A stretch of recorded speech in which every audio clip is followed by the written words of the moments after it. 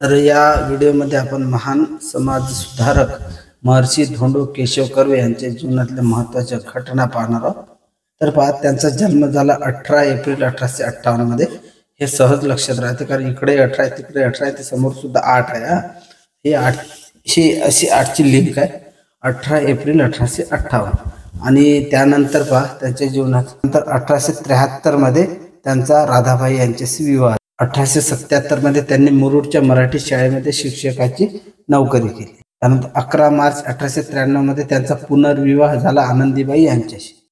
त्यानंतर 31 डिसेंबर 1893 मध्ये विधवा विवाहोत्तेजक मंडळीची त्यांनी स्थापना केली। ही अतिशय महत्त्वाची घटना आहे। घटना सर्वच महत्त्वाची असतात, या विचारल्या जातात, कारण त्या स्त्री शिक्षणाशी, स्त्री प्रगतीशी संबंधित। यानंतर अनाथ बालिकाश्रमाची ज्यांनी म्हणजे स्थापना केली, फक्त स्थापना केली, कुठं केली हे काय नाही, स्थापना केली। त्यानंतर याच अनाथ बालिकाश्रमाची सुरुवात कुठून झाली, सुरुवातीला, नंतर त्याचं स्थलांतर कधी झालं, हा क्रम सुद्धा आपल्याला लक्षात ठेवणं गरजेचं आहे। लिंकनं जर आपण क्रम लक्षात ठेवला तर चांगला राहतो।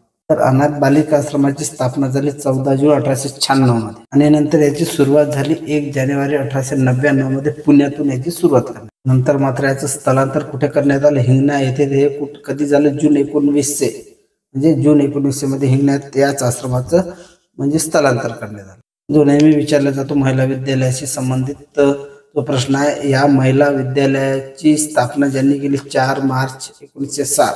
आता 1907 हे बऱ्याच म्हणजे माहीत असते आपल्याला, परंतु आपल्याला तारीख सुद्धा विचारले जाते, महिना सुद्धा सर्व डिटेलमध्ये विचारले जाऊन मग आपल्याला कन्फ्यूज करण्यासाठी त्याच्या खाली तसेच पर्याय दिले जातात।